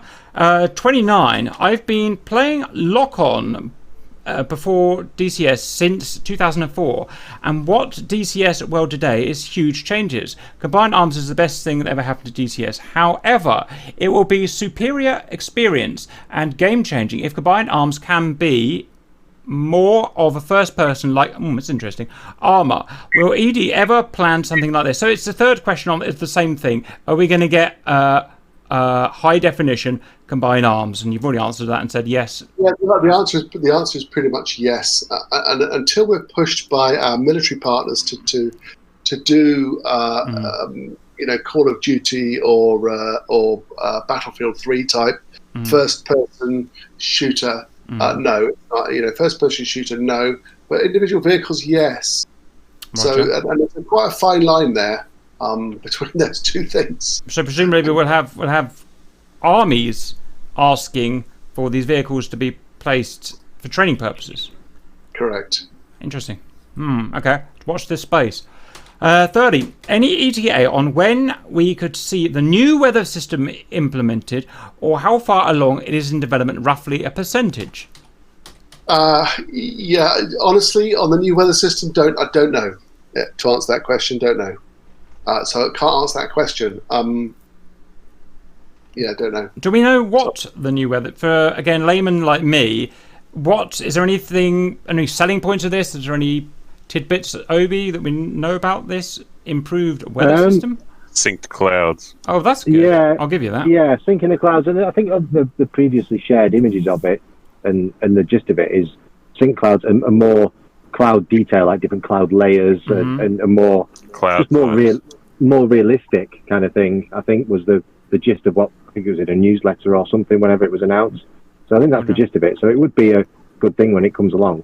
Yeah. Yeah, and we're working on it, and as we mentioned earlier, we're very aware of how good the clouds are in flight sim. It's a subject that is dear to my own heart because flying DCS is unlike my own real experience because we're always flying in blue, but normally in sunshine. The weather's always fantastic. Yeah. Whereas my virtually entire experience was either the north of Scotland or the North German plain. And it was always doggy. We were always tooling around in low vis, overcast, with rain. Although that's my overriding memory. Is unless when we went to Flag, of course, then it was the opposite. It was always glorious. So Northern Europe, it's crap. The flying weather is crappy most of the time. Roger. No. Okay. Well done, guys. Right. 31. We can probably skip over this, but I'll read it anyway because someone's done it. 31. Any plans on creating a similar terrain generation system that uses open source like that other game? No. No. Thank you. 32. Will the Mosquito be multi-crew? I'm going to show my noobness. I thought there was only one pilot. Yes. Yes is the answer to that question. So what did the other guy do? He's a navigator. He's a navigator. Yeah. As far as I can tell, but the answer is yes. If you want to put two in there, yes is the answer. Wow. Okay. I wasn't expecting that, I must admit, but I'm pretty sure that's the answer because I asked Mr. Gray himself and he said absolutely. Right, so he's going to have some guy in the back reading charts and stuff. How interesting. Right. Okay. Right, no. Yeah, fair enough. All right, let's watch this space. That's something new. Okay, 36. Will DCS ever get a dynamic campaign? Someone else here. Since you already theoretically informed that, could you give us some kind of development update on this? Does this mean like a single player type thing? I can. No, I can. I can give you a dynamic campaign update. What we want is a dynamic campaign where two sides start, obviously, and you have a kind of a total war that is so nothing on either side is ruled out in terms of being able to bomb, and things are affected, like transportation, resupply, those kind of things. So the answer, and runway repair and runway damage, and just from that very short spiel, you will understand. We've been working on dynamic campaign for 2 years now, and it is super complex. I think it's more complex than even our brightest programmers realised at first. So we're still working on it. So I still don't have yes, it'll be coming out and it'll be finished by whenever, because it won't come out until it works and it's right. Roger. And it's the kind of thing you can put out in the beta version either. Dynamic campaign either works or it doesn't. So to answer that question it's yes, we have a fair few resources working on a dynamic campaign. Yes, we're aware that it is dear to many people's hearts. And especially 90% of our users, our non-online users, they live and die by the dynamic campaign. So Yeah. we're acutely aware of it, and we are working our nuts off to try and get it to work properly as we want it to work. No, it's fair play, because that is a real big thing. I mean, it's not. I shouldn't imagine it's going to have. It is a big thing. It is a big thing. I shouldn't imagine it'll have any effect on online groups like us. But for the 90% masses, which is most people, single players, that is all you're going to do at that point. You'll just do constant online campaigns, which is cool, Correct. right? Correct. All right, Yeah. guys. Well done. Right, perfect. Okay, where do we get to? We'll probably skip over this, but I'll just read it. Will we see the F4 anytime soon? And is there a likelihood of some more cold... Okay, skip the F4, but this is actually an interesting one. As you know, I've been trying to drum up development in Cold War, not necessarily US, but just Cold War fighters, 50 to 70. We had this massive lack of interest, or planes at least, in DCS at the moment. And we're doing lots of 65 and 71 war, Indo-Pakistan war at the moment, and we've got nothing to use, hardly. And I'm trying to drum up as much interest as I can, because interest means people were willing to pay money at the end of the day. What's the official stance on that, though? The official stance is we're not planning to do any F-100 series fighters right now. So, F-100, F-101, Voodoos, those kind of things. 104, I am hoping that a third party will pick that up at some stage. Yeah. It's not in our plans at the moment. Other things like the A6, the A7. A7 is already in development, as you know, by third parties. Mm-hmm. But again, it is time, money, space. And also a lot of people are looking at, they're looking at products like, when you look at the Skyhawk, you go, well, fantastic. And a group of, extremely clever enthusiasts did that for free. And it's a magnificent product. It really is. It's lovely. Mm-hmm. And I love the A4. But when you look at things like the stuff that's been done by third party, for example, the MiG-19, mm-hmm. and then you start looking at the sales numbers, and you realise, as you said, John, the number of people that are interested are, it really is, honestly, a lot of them are specialist subjects. It's so frustrating. For real history. Yes, it is. For people like me who live and die by 1955, it's just like, why aren't you all interested in it? It's the best thing ever. Oh, it makes me so annoyed. But what are you going to do? And you can say the same about Chieftain tanks and all kinds of things. It's really, we've got to keep people in jobs. Yeah, we've got to keep, you've got to keep paying your programmers, and you can't start just producing loss leaders. And and it's to the credit. And I always look at the kit makers, the Tamiya's and the Air Force, and it is to their credit that their coverage is so wide that it is. When you look at, the Spitfire, of course, sells 100 million, and then you look at the Bolt and Paul Defiant that sold 12, but they did it. Because they were enthusiasts like us. Roger. All right. Well, I'll just keep pushing away. We'll keep pushing away. Right. We got to 39. Are there any plans to make high fidelity attack aircraft? We've been through this already, and let's skip that one. 41. Will we ever be able to get in and out of our aircraft to do walkarounds? Yes. That's actually interesting. Yeah. Yes. Ask that question. Yes. Simply put, yes. Give us a reason why you're doing it. What's the thinking behind it? Because we want to have the whole experience. So you will be able to get in and out of your aircraft and walk around it as the pilot. Yes, you will. Because part of the walk around checks are part of the whole flight process and are important. And are important not only for some virtual gamers, they're important for some real, where you're just doing a quick walk around and all things to look at. So answer yes. You're going to be able to get in and out of your airplanes. Very interesting. I'm looking forward to that. Not for the reasons that you want to know. I'm going to do stupid stuff with it, but very interesting. I mean, as far as I'm concerned, as a backseater and an operator, somebody who thinks of airplanes as a platform to go and do stuff with, it's entirely superfluous. But we all have different philosophies and different loves and needs. Roger. 42. Why do some aircraft that have been in the game for a long time still not have in co-op pilot bodies like the A10C, the F-15, the F-16? Is that just wrong, or have I missed that? I thought they all had pilot bodies. I don't think they do. Is the answer to that question, and I got a sneak peek of that question because Obi asked me it yesterday or the day before. and we're doing an investigate as to which have and which don't, and what's to be done about it. That could pass. That could pass. So thanks for the question. Yeah. Didn't realise it was a problem. Same here. and we're on the case. Well spotted, young person, whoever you are, old person.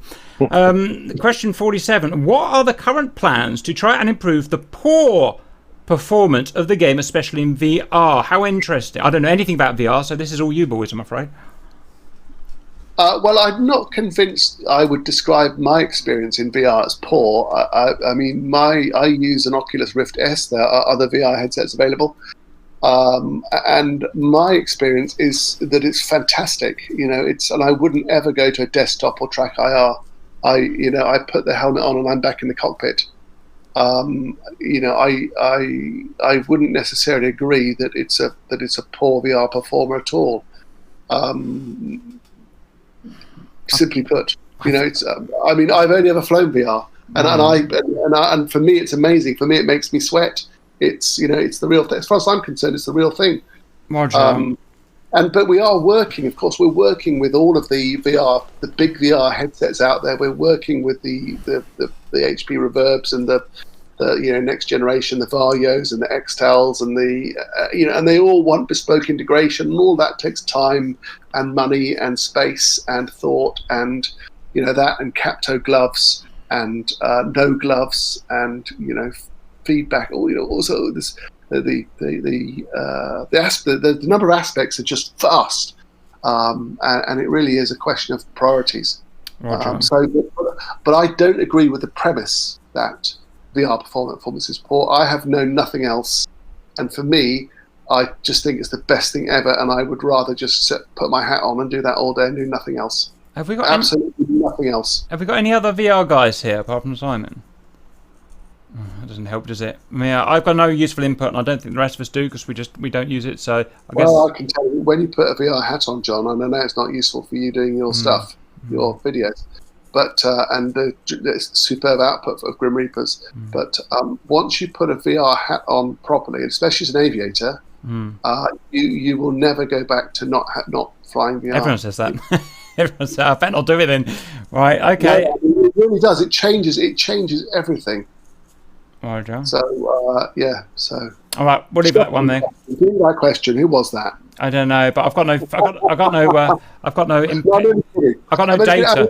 One thing I will say about VR though is that you really need to have a read around the forums and about tuning, about the page one, the control, not the controls, the system, about setting up how to set it up properly so that it works and tweaking all those things. And we are bringing out, hopefully sooner rather than later, a video on what all those things mean, like anisotropic filtering and SSTAs and all those things that you can change, and you go, well, what am I doing even? What am I changing? I tell you what, that's great, because I've been asked to do that video more times than you can imagine, and I say, look, sorry, I can't. That's above my pay grade.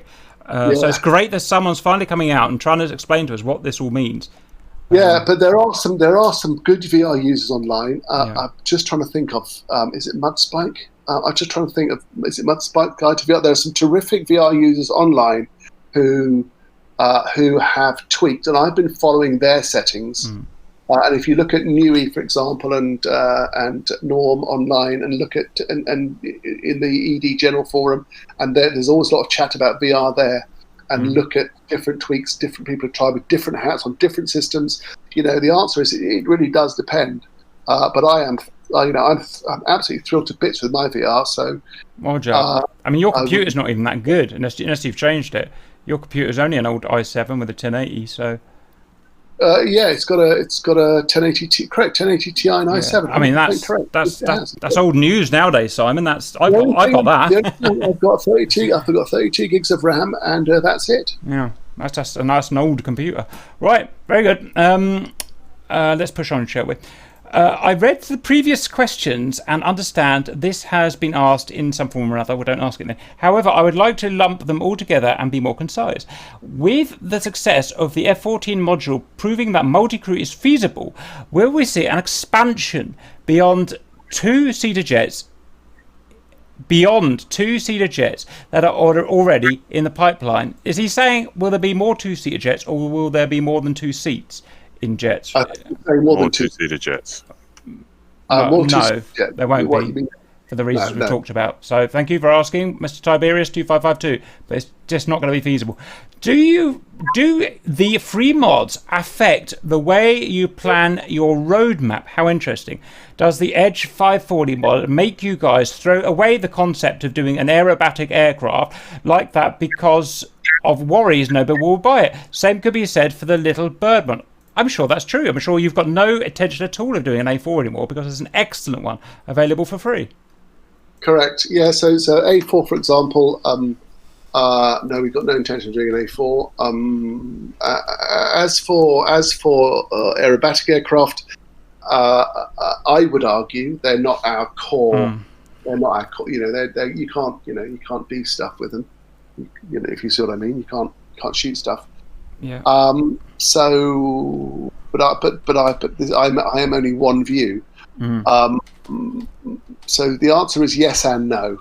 You know, if somebody came along and did an F4 for free that you'd think, well, this was a Heatblur or a Razbam or an Eagle Dynamics one, and we'd go, well, that's actually completely pointless us doing it.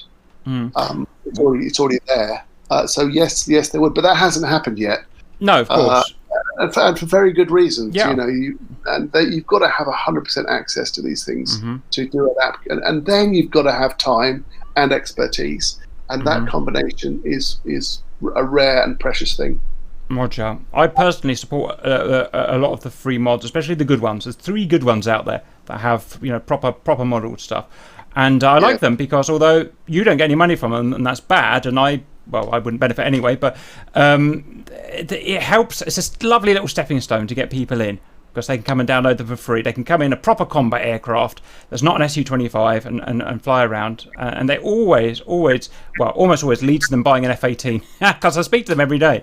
And so I support the free mods whenever I can. I know it's not a great business model, but long term, I think it's a good thing.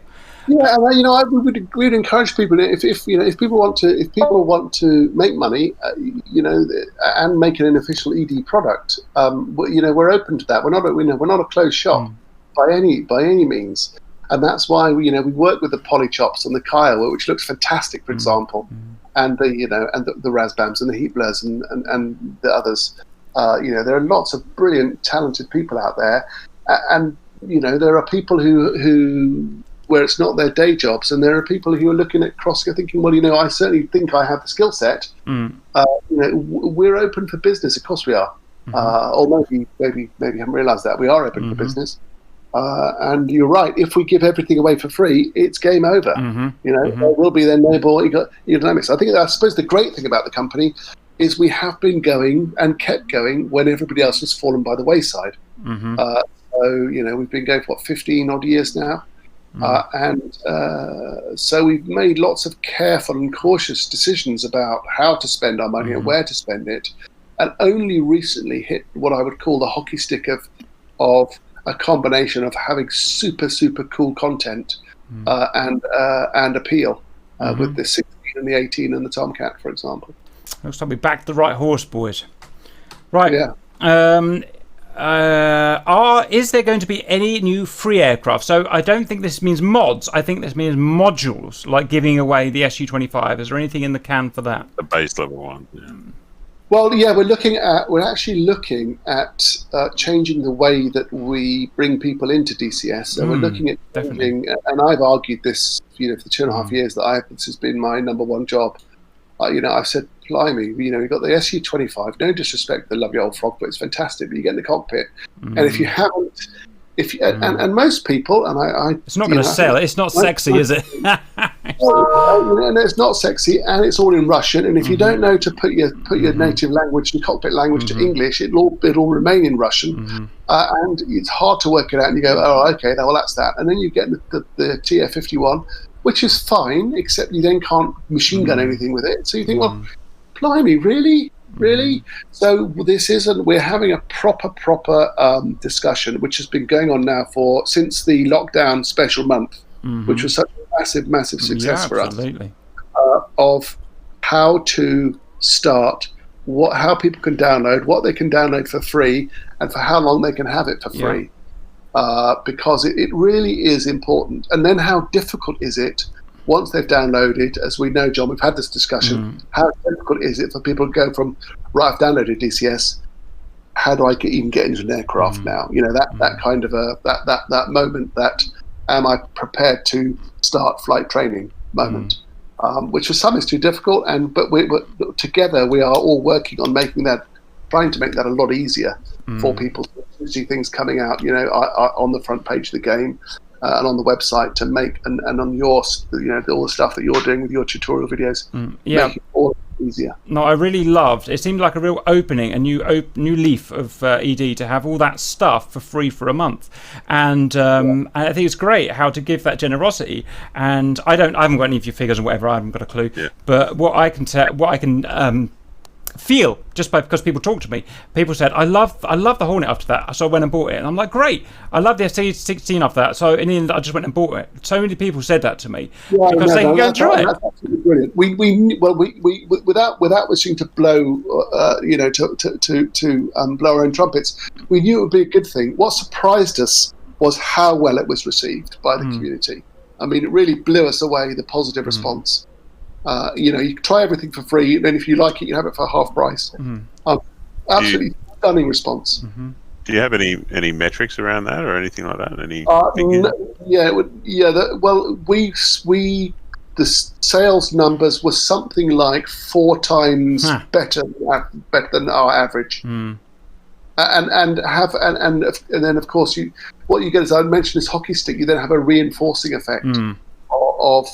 And of course, there's a growing awareness of all the military pilots around the world, pretty much, are now aware of it and are flying it. So there's a hubbub, there's a buzz around it, which is really cool. That most people who have anything to do with military aviation anywhere are now aware of it, just through word of mouth. Very good, guys. I was going to say, I was saying to the boys, it won't be that long before next generation pilots are being brought up on DCS. That'll be the other way around. So, yeah. Oh, well, here's an interesting thing, which is anyway. I was talking to the trainers people who talk to the trainers of a modern Air Force who shall remain unnamed, and they said, hey, I've got to tell you, to this chap I was talking to, they said, I've got to tell you, things have changed with DCS. And they said, well, what do you mean? What have you got to do with DCS? They said, well, we're doing, we've got to the BVR phase of our training on this particular jet, which may or may not be one that's in DCS. And the students, there's a huge gap in the students. Those students who fly DCS regularly and are doing BVR with the F-18, F-15, F-16, that are doing that whole, the whole BVR, Su-27, they're doing the whole BVR mix, the flying hot and cold, the leakers. They understand the air picture. So, we've saved hours in training and hours in trying to get them to understand not only, 1 versus 1, BVR to merge, but also many versus many, 4 versus 4, 8 versus 8, which is... There's some stuff that can't be taught on a chalkboard. Situational awareness of where guys are in the battlefield can't be taught on a chalkboard. It has to be built up in the guy's memory by flying the plane. And if there's a virtual plane, hey, that's cheap as hell. Here's something else that's even more amazing. There is stuff that can't be taught in a real cockpit. So you can't, for example, do 16 versus 16. Yeah. You can't do 16 Hornets versus 16 flankers in a real airplane. Because we just don't have a red air, and the Russians and whoever else has Su-27s are not prepared to do it with the American. They're not prepared to do it. Set up a 16 versus 16 just for training purposes. You could only do that in DCS. Amazingly, Roger. Or perhaps not. Very good. Yeah. No. Cool. Future. Well, I was blown away by when I was told that. I thought, wow, and it's all kind of the law of unintended consequences. No, they're good. I shan't keep you for much longer, but we'll just blast some easy ones off, hopefully. Yep. When is Marianas coming out? This is actually important to me because I desperately want to do World War II Pacific. I think that is due for October. Are they? To answer that question. Right. Although I'm just thinking about it, it may even be that may have just been pushed to Q1 21. I'll be honest about that, John. I'm not sure. All right. Well, I'll just have to wait then. Okay, this one. Just want to... Fabulous though, don't they? What's that, sorry? The pictures? Mariana, Yeah, there's also, for someone who runs mass multiplayer games, we have to worry about things that single players don't have to worry about. And this one will work, I guarantee, really well on multiplayer. I just know it will. Right, just want to know the status of the F-105 Thunder Chief module and a possible window of when it should be out. I didn't even know someone was making... Who's making that? I don't know who is making that. That's news to me. Because I'm contacting all the developers and trying to get interviews with them, and how have I missed one of my favourite all-time planes? Come on, who knows about it? No? Iron Wolf, you still there? No. Yeah, I'm here, but no, I haven't heard anything about this. Valuable viewers, let me know who that is, please, so I can book an interview with them, because that is big news to me. I mean, it kind of goes against what Simon said about someone developing the F-100 series. That's great for me. Well, he only said they wouldn't do it. He didn't say other people. Ah, there you go. Yeah, Eagle Dynamics is not doing it right now. Roger. We are aware of the, and I include myself, vast number of Vietnam fans out there. Right. Okay. Will there ever be an F-18E? Someone remind me. Is that the? It's not the Growler, is it? That's just the Super Bug. Have I got that right? Yeah, it's the Super Hornet. The answer is from us, from Eagle Dynamics. There's no plan right now to do it. I mean, oh, what a shame. Oh, right. Yep, it's fine. I just don't see the point of it, to be honest, having the Legacy one, which is better. 52. I know we have 2 to 3 helicopters in the works right now, but can we expect to see some more Western modern helicopters like UH-1Y, AH-1Z, AH-64? Well, yes, 2 of those, in fact, right? Yeah, at least 2 of those. Oh, that's an easy one. Very good, very good. When will the Mosquito come out? Did we answer that, guys? No, we didn't. I'd just like to say that I have flown the Mosquito. The real one? No, virtual. No, DCS one. I was going to say, what? I've flown the Mosquito on the channel map. So it's a flying entity. Right. Okay. I should look forward to blowing your plywood panels off them. At some stage. What is the possibility of a high-fidelity F-15 model coming to DCS within the next few years? Well, there is one coming, isn't there? There's an F-15E in a few months, or whenever they make it. The E's coming. The question is, I suppose that the issue that the F-15C has is that it's not multi-role, so it's a pure fighter, and we got the F-15E coming. So the F-15C, the answer is it's not in our plans right now. Mm-hmm. And because it whilst it's a beautiful aircraft and it's a beautiful model, it is limited interest because it is a fighter. Mm-hmm. And we'll get that. Multi-role is far more interesting and is a far better bestseller. What I can say though is on Russian aircraft, people are asking about that, is that we can't really do high fidelity Russian aircraft because we can't. Access problems? But other people can, right? if they can get the right access, and more importantly, clearance. There you go. If they clearance to do them, well, great.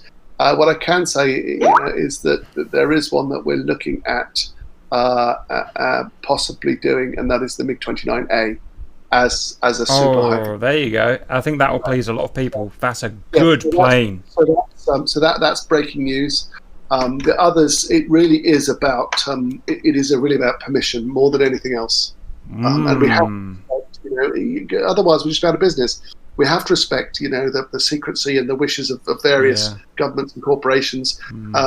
We have to cooperate and work. Roger. That's a big deal. MiG-29A. Wow, one of my favourite all-time aircraft. Okay. Yeah, it's amazing, isn't it? No, we can all play East Germans as well. It'd be great. Wow. Okay. One thing that just came out of that in my little mind as well is don't forget to delete the FC3 planes. They are very important for someone who follows people into DCS and pushes them through it. FC3 is a very important thing to keep and maintain. Well, yes, we are still working on modern air combat, and so that will replace FC3. And you're still going to get your 13, 14 odd aircraft in that Yeah. And so that will be remain a superb product. Obviously not full fidelity with fully clickable cockpits, Yeah, but obviously. they'll all be there. Yeah. Lovely. Okay. Are you okay to go till 5? That's quarter of an hour. Yeah, carry on. Okay, let's see how far we get. All very good. Right, big one. Are there any plans for an expansion to the trigger system? God, there's enough already. In the mission editor, I, as a mission creator, often find myself wanting to create triggers that do things that are currently either impossible or would be really hard to do, but are fairly simple things concept-wise. I know where this question is going to ask. That is, send us in detail what you would like your triggers are, whoever you are, and what you would like them to do. How do they do that? How do they send that to you? Just send it to me by email. Simon@eagledynamics.ch. Right. Just send me an email and we'll start it there, or send it to one of the guys who's in the testing team, like Obi. You can send them anywhere, and we will start processing them. Right. Are you happy to have your name on the OB so I can use you as because you're available? You're quite available. Is he even listening anymore? He had to leave. Okay. Well, I'll tell you what. I won't give him any choice, should we say? Because that wasn't a question anyway. That was a statement. So I'll sort that out. Ryan Wolf, it's anybody with whom our guys are familiar as well. Be very happy to, and I'll act as the first filter. Roger. And go from there. But no, we welcome those suggestions. The mission editor is undergoing a big overhaul. We're doing things like, for example, SAMs, putting the SAMs in so they're deployable as batteries, so you don't have to go and find them in templates. And then start scratching your head about, well, what comprises what? We're actually going through that process right now of revamping the mission editor. In all kinds of ways to make it better. That's great, because it's a bit of an art form at the moment, as I'm sure you're aware. Yes, it is. It is, isn't it? A lot of dark arts in there. Roger. And one other thing I was going to say is I noticed lately, within the last few months, there's been loads of stuff added, loads of features, even triggers added in. I don't know where that's coming from. I know that's coming from us or whoever. I've no idea, but I've noticed lots of changes going on at the moment. I've got nothing to do with it personally, but so cool. Okay. Let's push on anyway. 59. How do you go about ensuring accurate performance on systems where there is little public information available? This is interesting. Really interesting. And I've got a few bones about this. I won't go into them today. But for example, the LD10, the Chinese AMRAAM, if you like. Is that right, guys? The Chinese HARM, isn't it? On the JF-17 has drawn criticism for being too good, as have the HQ7, which is SAMs, HQ9 SAMs. But there's not much information out there about them to verify. Again, they're like Russia. They're a closed country, if you like, and they don't give any information away. So how do you model it? It's a very good question. I mean, they obviously use their own sources to start with, for example, on the LD10, and we query those. We then look at other areas of evidence. So we look at all the world's best journalists. We go to sources like Jane's, and if anybody wants to argue against Jane's numbers, they can. Yeah. They really can.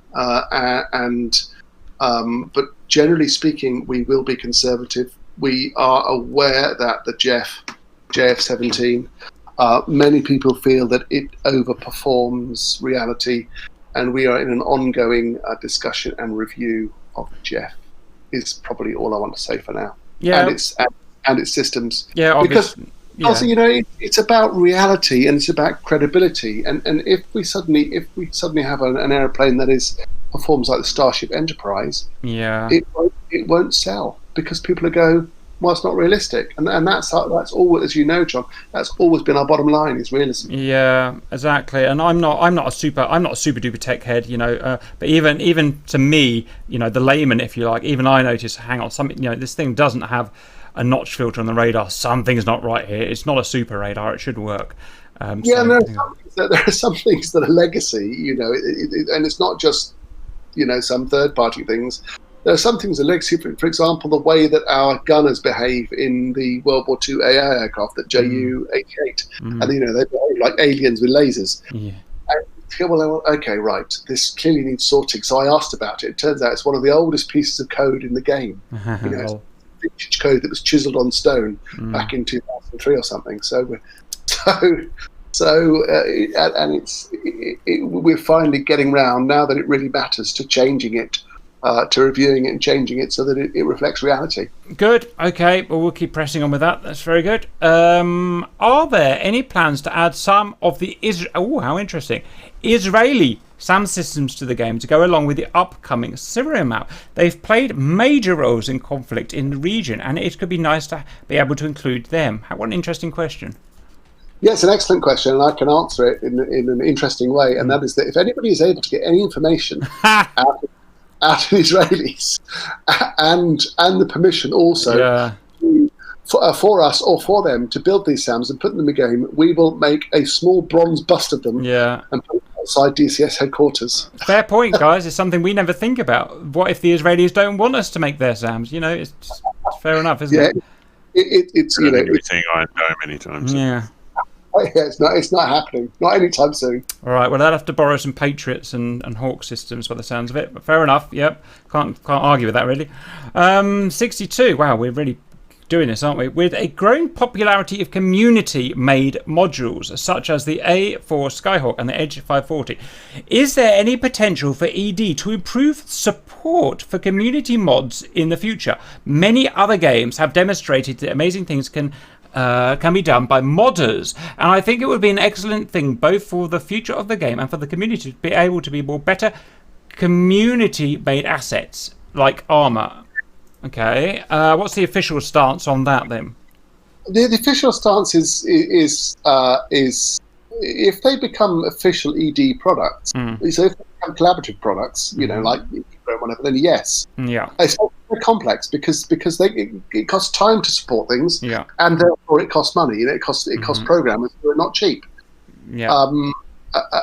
When it comes to one-off products, things like desert skins, for example, absolutely, and we're looking at incorporating those. So the answer is it depends. Is one answer. Fundamentally, though, it does. We are a business that has to run, so we can't have 20 programmers running around spending all day every day supporting community mods for free.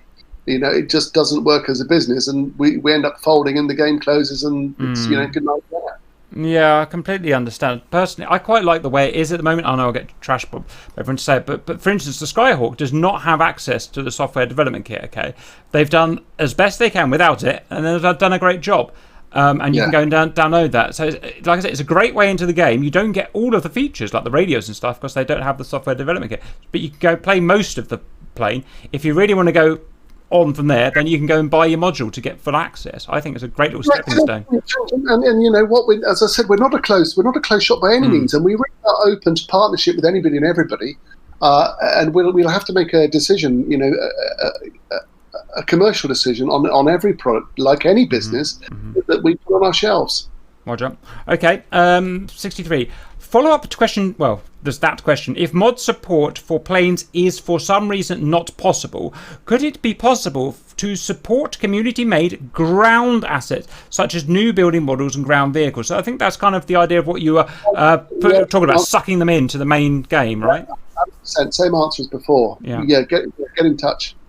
Yeah, and we can bring them in.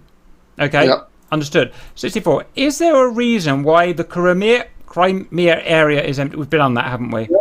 Can't do Crimea. Very good reason. Yep. 66. Is there any plan to make changes in product development in order to make the game appealing to a wider audience? UI beautifications. What does that mean, anyone? What are we talking about here? If you're talking about the GUI, if you're talking about tarting it up a bit, not sure. In terms of appeal, it's interesting because we started this off with RC's 53rd birthday. Happy birthday, RC again. Birthday, RC. And that was the kind of golden zone for DCS. It turns out it isn't. Send. Yeah, it turns out it isn't. A really even spread in the age groups, which is fascinating, and that's a change. That's really changed over the last 2 years. There has been a change from the kind of the pear-shaped man to a much more diverse age-wise audience. What's driven that then? Word of mouth. I think a lot of the War Thunderers get to a point where they go, well, okay, that's fine, but it's not kind of, it's fine to a point. Yeah. This is a really interesting idea here. My ethos has always been, since I've started taking this seriously, War Thunder's got 500,000 users or whatever, much more one way or another than DCS, okay? Whatever, yeah, lots and lots, okay? But there's only so far they can go before they become unfulfilled. And if they want to become fulfilled, they have to start taking it more seriously. And that is the natural step to go into DCS. I understand most people from scratch won't want to come into DCS because it's very complicated, blah, blah, blah. But to have a good stepping stone of War Thunder, and there's nothing wrong with it, it plays a part in the world, whether you like it or not. And then they get to the end of it and they've completed the levels and they go, well, okay, but I want more fulfillment. That's where you jump to us. You jump to Grim Reapers, you jump to Growling Sidewinder, and you jump into DCS World. I personally think I've been pushing that personally for several years now, and I think that's a really good gateway to open. Yeah, it is, and you know what? We're continually trying to appeal to the younger gamer, who's come up on the PS4 and so on. And Mac is partially about that, making that crossover. But regardless, your philosophy is correct, John. And for my generation, it would be like the equivalent of the kids who just get dinky toys and play with dinky toys, and then they feel unfulfilled playing with their dinky toys, and they think, well, hang on a minute, and then they discover the world. They notice that slightly more expensive, but ultimately way more fulfilling is the world of Tamiya model kits, where you really get under the skin of building a Tiger tank from scratch, and it's a whole different and more fulfilling experience. And that's the kind of analogy I would use from my generation. So it is people looking for a much more realism, I suppose. Ultimately, we all want real experiences, and DCS gives you that. Yeah. Excellent. So our user group profile is now pretty robustly even between about 16 and 76. Yeah, no, excellent. Okay. And UI beautification she talks about. Okay, so yeah, I think things will follow with that, but maybe not at the moment. There's so much other stuff they're focusing on. We'll quickly blast to 70, I think, because we can do this in about 3 minutes, I reckon. 68, related to questions, blah, blah, blah, blah, blah. Any plans to implement VR in Combined Arms?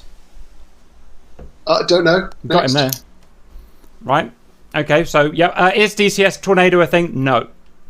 Not at the moment, no. But if it does come, it will likely chat to our big third parties. I mean, they've got a lot going on at the moment, as you know. So Tornado will be a massive seller, but no, it hasn't been asked yet. But Typhoon, I'd just like to talk about Typhoon for a second. I flew the Typhoon this week. Wow, lucky shot.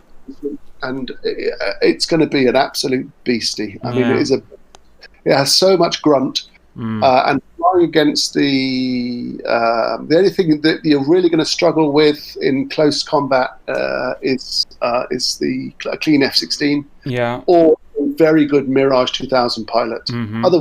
Otherwise, it really is going to rule the roost. I don't know if you think like me or not. I'm not actually interested in all its fancy T-pods and stuff. I've no interest at all. It might as well be an F-16 in that. But for me, kinematically, you go to an air show like the kind of air shows I go to, it's amazing. And just the ability to have a realistically produced, really good dogfighter, which we've got some already, but a really good one I'm excited about. And if True Grit get the sound right, we'll be happy.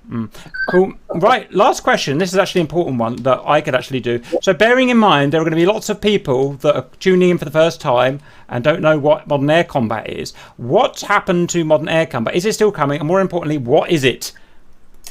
Modern air combat is an intro level DCS combat flight sim that will give you 12 to 14 aircraft in one hit. We are looking at various levels in that. So where you get a super cheap version where you just get 2 or 4 or 8 or the whole lot.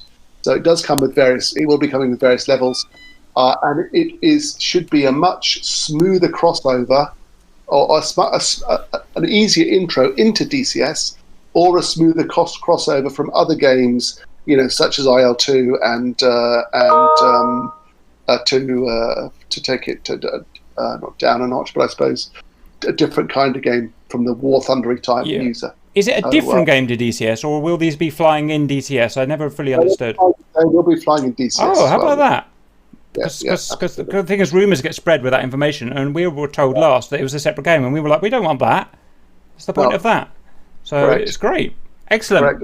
At least that's my very clear understanding, John. I might have to come back with a PS to go, well, hang on a minute. I'm pretty sure that it's going to replace Flaming Cliffs 3, and for those who already have Flaming Cliffs 3, there will, of course, be a super special deal, so that it's not, oh, blimey, what really? Good. That's exactly what I think it should have been, and that's great. Okay, Simon, thank you very much for your time, because I know you've probably had about 3,000 air forces chase you in this time. I will log off there. Thank you everyone for your questions. We really appreciate your questions, because they would all be fake, and if I had to make the questions, it wouldn't be very good at all. So we'll do that. Thank you for that. Any follow up from my boys or anything? Oh, no. Thanks to Iron Wolf and to Obi especially for their help, and what can I say? Transforming the game. That's what we're doing. Right, ploughing on. Yeah. Thanks, Simon, and I'll see you later. Thanks, mate. Love to have you. Bye.